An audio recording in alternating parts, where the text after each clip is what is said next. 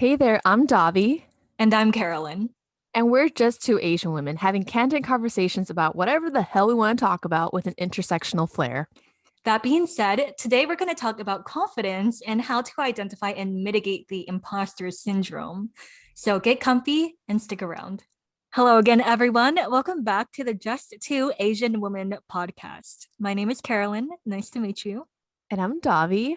We got this topic idea, confidence and imposter syndrome, from my dear friend Monita. And confidence really feels like an elusive thing because people are confident in different domains, but then they're really not confident in others. So I really wanted to talk about it and dissect it a little bit and how it kind of interplays with imposter syndrome. Mhm. I don't know. Confidence is not really an emotion or a mood, but kind of like a feeling or a belief. What do you think, Carolyn? Yeah, I definitely agree that confidence is like a mindset, it's a mantra, it's something that you need to do every day. Uh, I would say perhaps it is a lifestyle to be confident. Exactly. And I read Mindy Collins' autobiography a while ago, and she Mhm. ends her book talking about confidence and how she's an Asian female comedian. How did she do it? And she was like, honestly, confidence comes from practicing. You just keep on doing and doing and doing until you've gained enough like experience so you know you got this. Yes, definitely. It's like, belief in yourself, faith in yourself. And that's all easy to say, like, you should just Hmm. stop being not confident. But like, you can get there. We'll talk about it really soon. Yeah, for sure. So, Davi, I consider you a really confident person, you know? Oh, wow. Yeah. You are, you know that. Yeah, I do. You are too. Oh, thank you. Mhm. Um, so where does that come from in a world that invalidates women and minorities? Like, Yeah. why are you confident? How could you even be that way? I'm thinking back to childhood, honestly, because I've been a pretty happy, confident kid. I think it started off with school. Mhm. I just excelled in school, and I kind of figured, all right, if I just try hard, I'll pretty much get it. Yeah. And that kind of translated to all the other skills and opportunities that I've tried. And I don't know, I think growing up, I just learned how to fail from a really early standpoint. Yeah. Oh, and that just plays a lot. I don't know. How about you? When did you kind of think when you started being confident? I would say it actually happened in late high school to early college because I was not a confident kid when I was little. I was like, I would cry when my parents leave. I was Mhm. quiet as hell. No one would pay attention to me. But Oh. every now and again, I would like remember like those teachers that made me feel really special. And Mhm. that's like all the way when I was in elementary school. And I still remember that. Aw. Actually, when children get like attention from adults, obviously positive attention, Right. it really helps them like succeed later in life. Yeah. Confidence, um, it could be torn down so easily by others, but I think it could be built up so easily by others as well. Yeah, it's great because, like, honestly, confidence is not innate. We're not born with it. No. It's something we had to work on, honestly.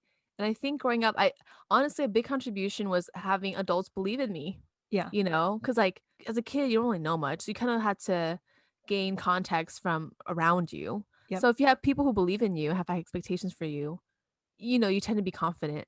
And if you have like adults who don't really show they care for you or don't show, and it's not as simple as that. It's like it has so many complexities, but yeah, I think from an early childhood, I think we have in common that people believed in us. Yeah. As I went on with life, I would say I feel like the kind of confidence that I've cultivated is kind of like I like to call it like a nihilistic optimism type of confidence, which in Oh. layman terms I would say is like I don't give a fuck type of confidence. I said nihilism earlier. It's okay. Nihilism is like, it's a deep philosophy, but basically it means that like nothing matters, right? Yeah, it means like life has no purpose because it doesn't. Yeah. But we believe that because it makes us feel better. And I know that sounds like horrible, and you're like, but why everything should have a purpose? But like, try accepting it. Like, what if life really does not have a purpose?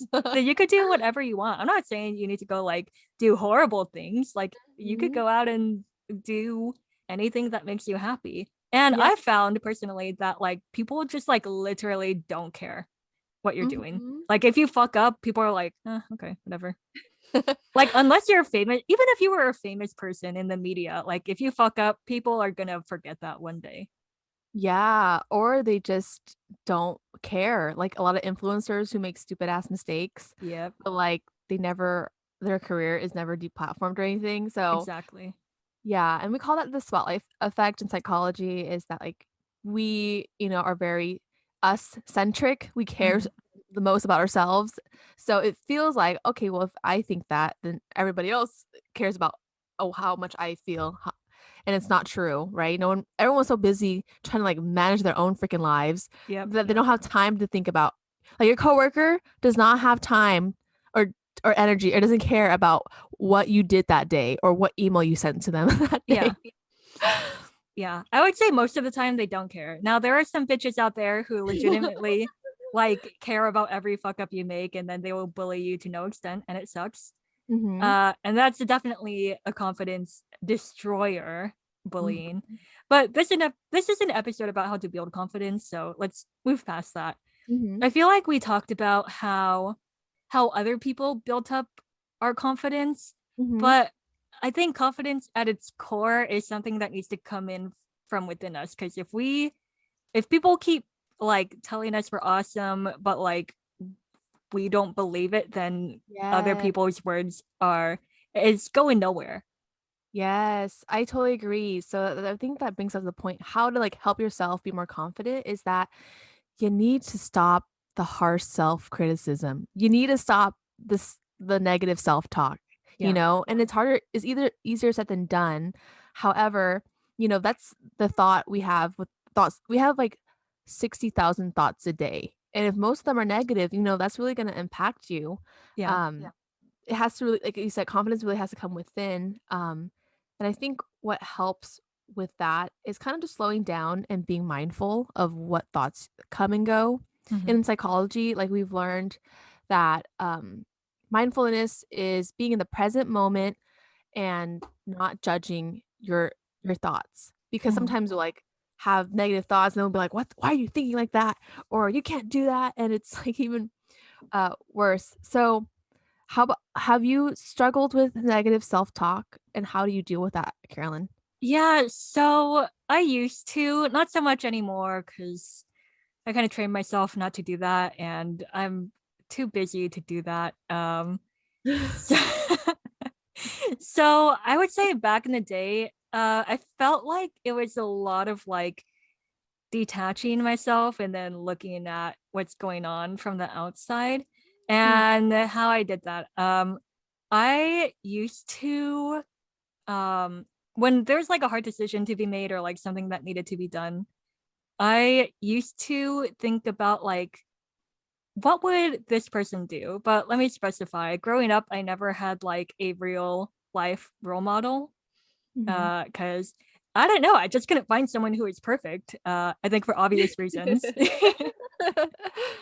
So, I was like I didn't have someone who I could like look up to or like copying their or following their footsteps. But what I did have was fictional characters. So Yes. I used to say to myself, I used to watch this anime. I was really into it. It's called Axis Powers Italia. And if you know, then don't judge me. Okay. I was in high school. But if you don't know, that's fine. Yeah. Um, and my favorite character in this show was the character America. And that character was like loud and obnoxious and like literally did not give a fuck, right?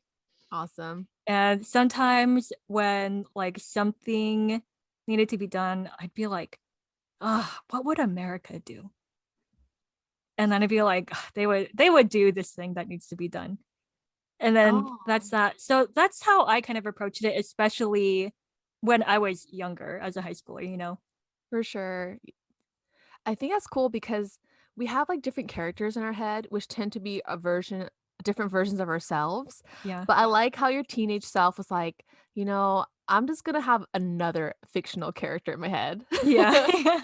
That will, like, be a good positive influence on your thoughts. Yeah.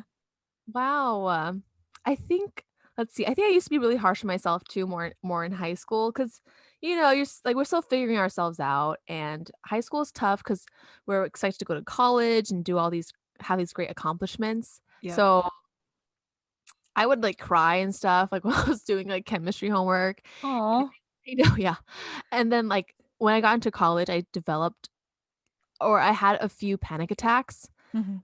And I don't really know where it comes from, but I definitely know that I was being harsh on myself, like, not getting all A's like I used to, was Yeah. hard, and just I don't know, my environment was kind of restrictive. I was a residential advisor, RA, so, like, my residents knew, like, exactly what I was doing, what I was eating, what friends I was bringing over, what guys I was bringing over, you know? Yeah. So, like, I think I cared too much about what other people think, and anyway, but I think what how I try to resolve that and, like, try to be more confident and not really care about what other people think was that I think it was a breaking point where I was like, "I am literally my body's literally telling me you're dying. Like, you need to stop what you're doing and just, like, relax and be." Mhm. So, that's a little bit more dramatic, but I think the lessons that I learned from that was, like, it doesn't help to, like, beat yourself up, you know? Yeah. And then 2, I know it's so easy to say, but, like, you really don't need to give a fuck about other people think because people always talk. Like, "Oh, did Mhm. you see Davi, came back to the dorms with this person?" You know? And I think that's what I realized. I was like, "Everyone's always gonna talk, so it's what I can control is whether I care or, look into that." Yeah. And I feel like I'm gonna tie that back into my nihilistic optimism Mhm. Yes. because it's like no matter what you do, people are always gonna talk shit about you. And again, that sounds horrible, but just for me personally, it's kind of freeing, you know? I'm like, Mhm. it's like trying to like uh stop a wildfire by picking up a drop of water from the ocean each time and walking it over and then flicking it at the giant wildfire. Like sometimes I could just like sit down and be like, I should just let this burn. It's fine. Yeah. Maybe that's a bad example, but No, it's what what I'm trying to say is that um you got to recognize when your efforts are like futile. Yes. Like go do things that make you happy instead, Mhm. instead of wasting your energy. And it also reminds me of a quote from one of my favorite singers in my favorite band, My Chemical Romance, Gerard Way. Okay. If you know, you know, and if you judge me, fuck you. They're an incredible band. And I remember Gerard saying something along the lines of like, it was when My Chemical Romance was like almost at the peak of their popularity with one of their most popular album releases. And Mhm. Gerard was in an interview and he was talking about how the other bands didn't, on their tour, Mhm. didn't really receive them well or welcome them well because like if you know MCR, they wear like all black, they wear makeup, they're kind of like they're those people, you know. And then Gerard said to himself, he was like, I am never going to be cool. Like I never was cool and I'm not cool now and I'm never going to be cool and I'm still not cool. That's not the direct quote, but that's pretty much what he said. Okay. And I totally vibed with that because he said that he felt good after like realizing that. And also, like, what is cool? Like, who are upholding the standard of coolness? Like jerks, Mhm. like rich, annoying young people, influencers, like who is cool, Yeah. right? Yeah, exactly. So, like, to recognize that we're always striving to please something that inherently can never be pleased is, I don't know, it breaks you out of the system, you're fighting against the machine now. And I think that, like, already life is hard, and then, we have advertisements and everything that even make us feel worse. So Mhm. it's really, we take initiative to really sit down with ourselves and see, okay, what are my beliefs? what do I value and what do I like about myself? I kind of just thought about this now, but like maybe try to make a list of things that you like about yourself. And if you really cannot, you know, find any ideas, I would honestly ask a friend or ask some friends. What do you like about yourself? I like that I'm a humanitarian. Yeah. I care about things and people and two, I damn, damn. Oh, we can go back and forth. Yeah, What do you yeah. like about yourself, Carolyn? Um, I feel like I like that I know how to bring people together. Yes, you really do. You're the glue. Oh, stop it. Thank you. Mhm. That's what I admire about you because I kind of was like, I like people, but I don't really know how to get them all combined. It's really about making people feel special. So how do you Mhm. make people feel special? Like you ask them what they're doing. I like to ask people what's keeping them busy. I think instead of asking how you're doing, I like to ask them, "Oh, what do you like to do to wind down?" And it'll be things they actually like to do. True, yeah. Or I like to ask, who's made you, like, laugh or smile in the last week? Oh, that's cute. Yeah. Imagine if they were like, no one. And you're like, okay. Like, "How me?" Like, oh, I'll be like, I'll I'll be like, "Oh, I know how to make you laugh." I was like, "Do you know Devane? The vein? No. The vein on his dick?" Oh, no, sorry. Oh my god. I wish my brain was off for like a full, like my brain malfunctioned for a full 2 seconds. Like, what? I'm so sorry. But yeah, it's another dick joke. Oh my god. Yeah, going back to the compliments, um, Yeah. another thing I like about myself is I think I make people smile and feel good. I would Okay. agree. Cool, cool, cool. How about you? Okay, my last thing. What did I say? I know how to bring people together. Mhm. I like that I could be straightforward with people. Yes, that's something I'm working with or You think working so? I on. feel like you're pretty straightforward. Oh, okay, I think I can be more straightforward It's true. We then. could always be more, right? Thank you. Yeah. But yeah, I think I guess like we said, it was hard for ourselves, or at least it was hard for me to come up with something. So if you need help, ask a friend like, "Hey, I'm working on my confidence or my self-confidence. Can you tell me some things that you like about me?" And then you might consider that more, Yeah. you know? And I think another step too you can do to boost up your self-confidence is speaking up or expressing yourself, like in a positive manner. Mhm. I don't know, but last year my grandpa passed away. I kind of thought about the 5 regrets that dying people have, Yeah. and one of them is just like not be able to live their dream life, like living the life they wish they wanted, because Yeah. I don't know, work pressures, etc. And in my head, I'm like, what regret would I have if I were to die?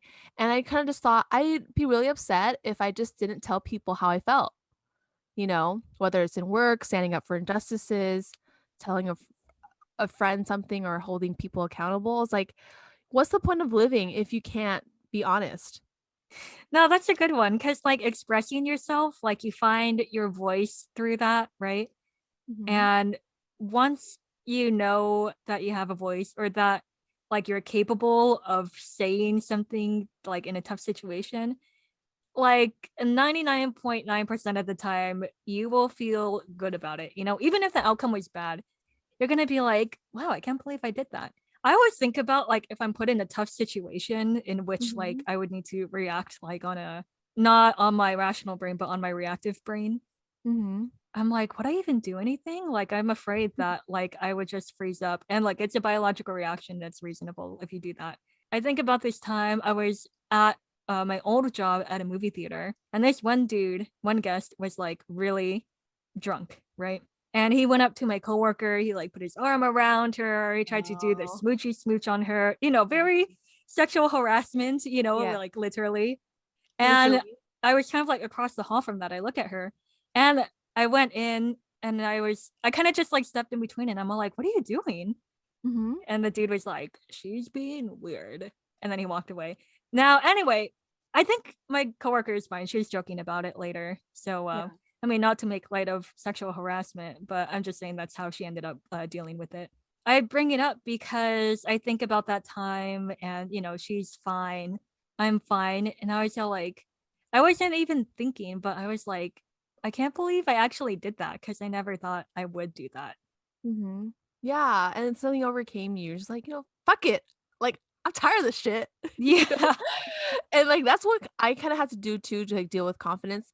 It's like I had to be so tired of something, I don't care what the repercussions are. It's because I know I did the right thing. So you knew, like, this is wrong, and, like, why if he gets to be confidently acting like this, why can't I confidently respond back, Yeah, you I know? agree. And you know what? The opposite of confidence, I suppose you could say, is like insecurity, right? Uh-huh, right. And I was thinking, like, if you're insecure, I don't think you have the ability to do the right thing. And I know that sounds harsh, but Mhm. like doing the right thing requires like confidence. Doing the right Yeah, thing implies that there's like a courage. wrong entity that's overtaking the situation, right? Yeah, for sure, and that's something, that people have to come to terms with or work on for sure. You have to, kind of ignore or dismiss societal expectations, I guess, It's a lot of expectations, I feel. I feel like something that I'm with another thing with confidence is that you just have to practice doing it, like, what Carolyn's story was, that's her one of her, moments that she was able to speak up to something, right? So it's like if you keep on, like, just start small, like, tell your coworker or your boss something. It doesn't have to be dramatic, like, "You fucking are disorganized and I should take your job," Yeah. unless, you just freak out, but, maybe it can be, like, small things like, "Hey," um, suggest them an idea, like, "Hey, have you ever thought about this idea?" Or, "Can you, send us an email like, a day before our meeting?" You know? I don't know, just small things like that. That's, like, more in the work realm, and then I was trying to thinking of 2, like, more practical things, like confidence and, like, for example, like, dating. It's the same thing, right? It's like, once you go on, like, dozens of dates, like, by the 24th date, you're like, "Man, I just hope he's a nice person," or, "I hope they're a nice person." Coming in with, like, very little expectations, like, little to moderate expectations, I feel like that helps with confidence. Yeah, because Yeah. disappointment will like break you down for sure. And confidence, like we said at the top of the episode, it's like something you need to practice and like do every day. And I'm not saying that you wake up and like choose to be confident, but you can wake up and choose to cultivate the habits that will make you feel more confident. Your confidence will definitely be broken down sometimes. Like it's not always going to be with you. It's not like a part of your biology that it's always going to be with you. Like it will be gone sometimes. You'll find like a lot of the times it will be gone, but it could come back. If you live a life, then you will inevitably fail at something. Yeah, totally. Knowing how to cope with that failure is a big part of confidence because like a big part of not being confident is like, oh no, but what if it's not good? Oh no, what if it's not blah blah blah? But like, Yeah, like, a lot of self-doubt. yeah, like for example, just starting this podcast, like Davy and I didn't fucking work in the podcast industry for 5 years Right. before starting our own podcast, Or media or anything. Yeah. Yeah, like we are not marketing anything, we are not social media anything.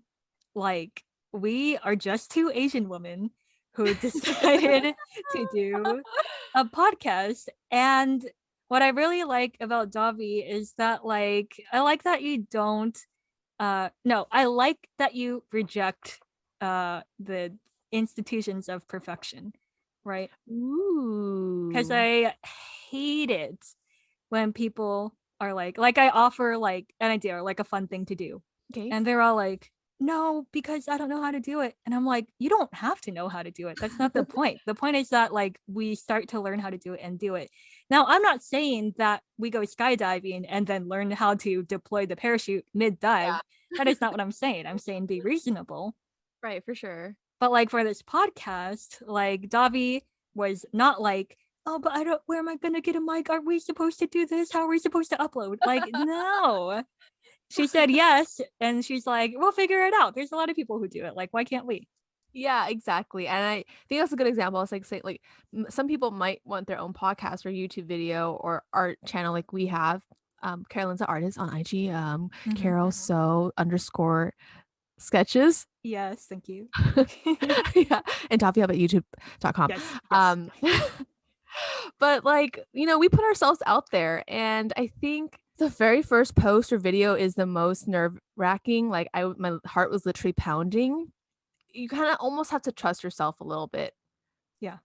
Or also no, but also like not giving a fuck because no one gives a fuck. No. No one gives a fuck about my first video on YouTube. No. What is it even about? I don't even remember. Like, I don't remember either. Wait. and it's my own video. Wait, hold on. It's Oh, student wait, teaching. wait. Oh, it's Oh, cleaning. that's right. Student teaching a It's day. cleaning. Okay. It's Oh, it's it's cleaning. okay. Damn it. I was Like, close. what the fuck about me cleaning my fucking room? I don't even That live was in it anymore. satisfying. Thank you. But yeah, going on that, like, reject the institution of perfection. Yes. So what do I mean by that? The institution of perfection. I mean like capitalism. Sorry, we're going to the far left over here. But capitalism made us think that like we need to know and own our shit like immediately 100%, 1000%. But what they don't tell you is that a lot of these people don't know what the fuck they're doing and they figure it out. Yes. So a lot of people who are successful still don't know what the fuck they're doing and they're Mm, figuring it out. It's like I like to think about like all those like mediocre people out there. And look, I love the mediocre people out there because they make me believe I could do things. yes. And if you're a Me mediocre too. person, go out and do stuff. I love that for you. It inspires me. I'm like, you could do it. I could do it. The fuck? So it's like those people, like when they want to start companies, like again, they don't have fucking degrees in something. They're not professionals. They're not scholars in that field, but they do it anyway. And the biggest way to learn is by experience. So perfection is like unattainable. Reject perfection and go out and do things. And I guarantee you, you're going to go out and make some shitty things. They're not going to be objectively good.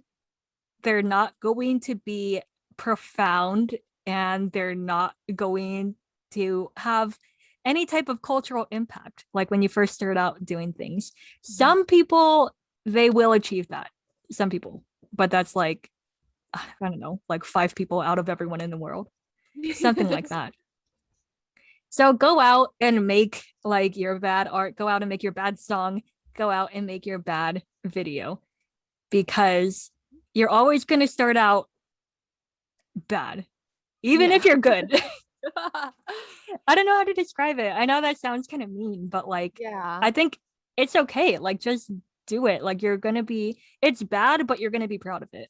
Right. And I think I want to bring up like kind of two ideas. Not to make this like an expectation that anybody who has low confidence can do, but just I think what helps is I think about the ideas of radical self-acceptance. I think radical self-acceptance is going to make your life like drastically better. And at first I was like, okay, how am I supposed to radically accept myself if I can barely accept myself? And I think what helps is detachment. So, we have these expectations for ourselves and of how people would perceive us, etc. And detachment is literally like do not attach yourself to your successes, your net worth, your goals, your accomplishments, nothing. Mhm. Like just think of yourself as like your soul. I know that sounds a little bit, hippy dippy, but you're just like the only thing you are is yourself. Like at the end of the day, I could lose my teaching job, and not be a teacher anymore. I detach myself like when I come back from work, I detach myself from being a teacher or a substitute teacher. I when I'm feeling anxious or like doubtful, I detach myself from being a sister, a girlfriend, etc. I don't know. It I think what it does, it releases this tension I have with myself. That makes sense. It's like your expectations as a teacher, like that's always weighing on you. You Mhm. go home, you detach yourself from that weight and you feel better. You feel freer. Yeah. I That's totally vibe with that. And that's made my life a lot better because I remember like during my student teaching, I would on my drive back home, I'm like, oh my God, my lesson sucked ass. Like, how am I supposed to do another lesson tomorrow? Ah, and then like now I just make lessons in the morning and I feel fine. Have you ever like encountered imposter syndrome, the mortal enemy of confidence? Yes. In terms of no, yes, in terms of yes, let's talk about that because Mhm. I feel like for me at least, imposter syndrome has been pretty new on my radar in the last 2 years. And I was like, what is this Oh, imposter interesting. syndrome shit? I thought it was like the Stockholm syndrome. I was like, wait, Uh-huh. that's different. That's like falling in Stockholm love with their syndrome. kidnapper. Yeah. And I was like looking into it. I was like, oh, I feel bad. So imposter syndrome, for those who are not sure, is this is the definition from Harvard Business Review, Yeah. is that imposter syndrome is loosely defined as doubting your abilities and feeling like a fraud. It disproportionately affects high achieving people who find it difficult to accept their accomplishments, and many question whether they're deserving of accolades. Mhm. So for me, honestly, sorry, but no, maybe it's not a good perspective coming from a person who's confident telling other people, "This is how you should be confident," you Mhm. know? But I think just to give you my perspective is that I think knowing the systems in play and the systems in which we work and go to school, I was very aware of classism, of racism, sexism, misogyny, etc. So I felt confident in myself and my skills. I knew I'm gonna get that job, and if I do get that job, I'll be able to learn, you Yeah. know? Um, I wanted to bring up this really great article called "Stop Telling Women They Have Imposter Syndrome." Yeah. And we'll link it somewhere. But basically, they're saying the solution to imposter syndrome is not fixing the individual, but to create an environment that fosters a number of different leadership styles and diversity of racial, ethnic, and gender identities. Yeah. And it's like, what the hell does that have to do with imposter syndrome? Yeah. Yeah. What do you think, Carolyn? Okay, let me think. Having not read the article, but you giving me that thesis, Yeah. I think it relates to maybe having someone to look up to, or at least a peer that you could navigate these new things with, right? So if you don't have other women around you, you're gonna be like, oh, these men are gonna realize that I'm just another stupid woman. Or like if you're Asian and all you have is like white people around you, you're gonna Yes. be like, oh, they're gonna find out that I'm super Asian and I don't like football. It's gonna be terrible. And um, because when you're in a space where you're othered, Yes. um, you could be the imposter, like in its core word, like an imposter, someone who is there that shouldn't be there. I think you hit it on the head, Carolyn. It's talking about, yeah, how people who the people who feel like imposters tend to be a minority of some sorts. Mhm. So of course they feel like, they're a person who they're not really who they say they are. Because, for example, if you are an Asian woman around like a lot of white men, then if you are getting constant microaggressions, then yeah, you're gonna back up and like stop giving ideas and advice, you know? Yeah. Um, so I really, really enjoyed this article, having not known much about imposter syndrome, but I guess the idea of imposter syndrome was created in the 70s and it didn't really cover much intersectionalities such as Mhm. like race and ethnicities because it was mostly covering like white women and how they, were feeling like an imposter syndrome in work and stuff. Yeah. But now it's really expanded to like more of people of color or women of color. So, Oh. yeah, and I think the reason why I don't really feel imposter syndrome is for that reason. I am aware of the systems and the privileges of like white people and stuff, but I don't know. For me, it let it get to me because I know they're stupid. Mhm. So, for example, let me just give you a story about when I was tutoring at this high school. There was this white guy, he's so annoying, but he was Uh-huh. very arrogant. I hate arrogant people, by the way. Yeah. I just wanted to let you guys know, in the article it says arrogance and overconfidence are inversely related to leadership talent. So like it doesn't mean shit. Um, but he was like I had been there for like 2 years already, and then somehow he's just very charismatic. He worked his way up to like get an interview to possibly full time, and then almost got that. And then like the VP made him like a freaking job. Mhm. Okay. and he had no teaching credential. Like he just played the game really well. And I was just like, what the heck? Like I hate this guy. Like he doesn't deserve this, Yeah. you know? Um and eventually he got fired for dating a student. So Ew. that's how the cookie crumbled. Yeah. So I guess in my head I've kind of known that there are people out there who are just who they can be very confident or arrogant and pretend like they know everything, but they're just horrible people. Yep. So to me, I'm like, no, I deserve that more than they fucking do. Like, I'm not gonna no one's gonna fucking tell me that I can't do a job. To give you context, before I even know about imposter syndrome, I don't think I really experienced it. Yeah, but I wonder for those who have, I wonder if they are feeling it because of their work environment and their coworkers, being mean. Yeah. And I it feel like I think that's an interesting perspective because I've never heard about it that way. Like every time I yeah, hear same. about imposter syndrome, it's like from a person who says that they're feeling it, you know. But from this article perspective and from your perspective, it Mhm. puts the onus of like changing onto the individual when the system is the one always bringing us down. So how good is it going to be if the individuals change but the system that Mhm. oppresses us remains the same, right? Mhm. So instead of people being all like, oh, I have imposter syndrome, it's like, well, what did those people do to you? You know, Mhm. because I'm certain they did something to you. Like, this is not something that um it falls squarely on your shoulders, right? Exactly, because a lot of these people have imposter syndrome. They are smart, they're kind, they're educated. Yep. So it's like, what is the issue then? Like, why is it not correlating? Yeah. And I think the issue is just like a toxicity around them, basically.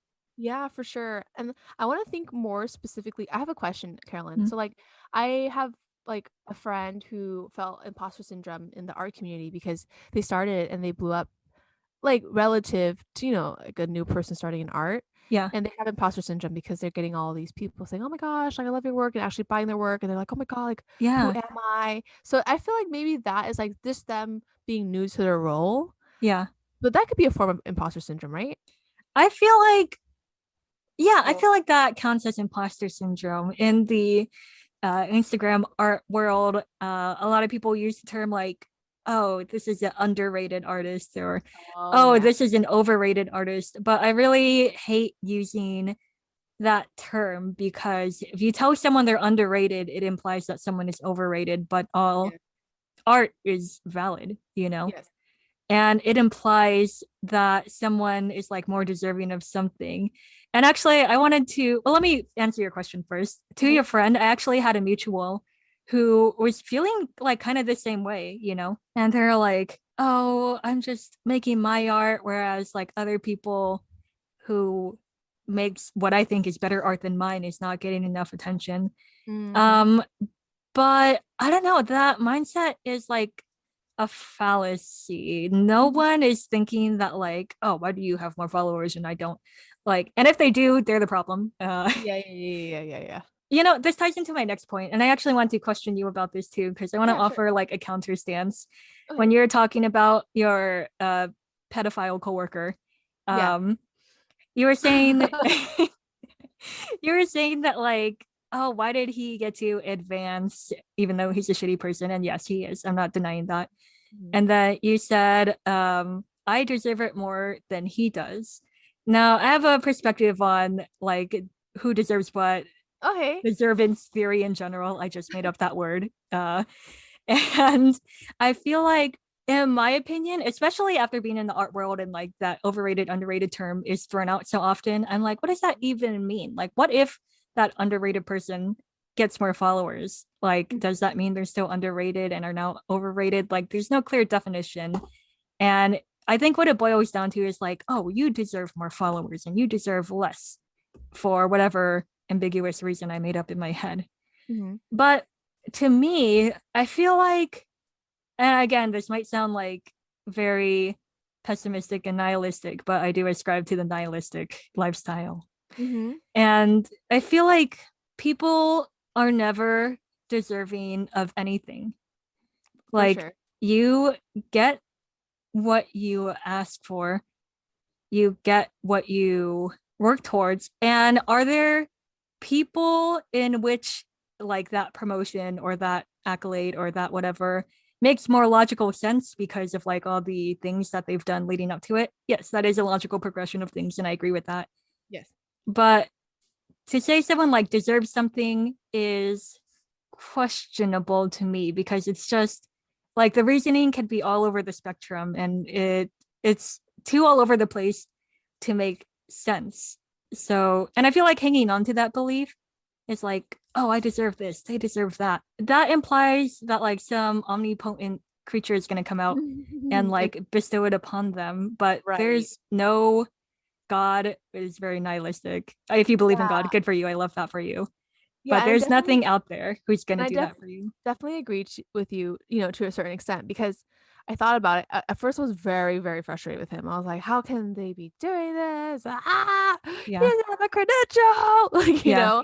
But then before I figured out he was a pedophile, Hmm. I was like, you know what? I'm not even mad anymore because I was tired of being mad at him. I was like, Hmm. he knows how to play the game. Like, hate the game, not the player. That's how I thought. Yeah. That's kind of nihilistic too, because like if you think about it, meritocracy doesn't really exist. No, it That doesn't. it doesn't. It's like the people he probably asked for that job. He's like, "Can you make me a job?" And he Yeah. got the job. So doesn't mean he doesn't or does deserve it. He just got it. Yeah. From his like, brown nosering. Yeah. Um so for sure. I definitely agree with that. So my head is funny because my favorite quote is from Einstein. He says that life is a illusion, albeit a persistent one, and it's true. Like there's Oh. these rules in place, but it's like he literally convinced somebody to make a job for him. Yeah. You know what I'm saying? Yes. So like we can really bend a lot of rules and Yeah. have a lot of exceptions. Yeah. So to bring it back to my point about like the imposter syndrome thing, Yeah. I think if people kind of just take that perspective of like nihilism and life is an illusion, Hmm. it's true. So it's like, no, you can be successful and you can be in this role Yeah. because anything is really possible and nothing really matters. It's kind of Yes. comforting. It is. It's like zero equals zero. Nothing matters. Everything matters. Nothing's possible. Everything's possible. Infinity, Yeah. expanding universe. Why are we even here? We got very philosophical with our Yeah. confidence episode.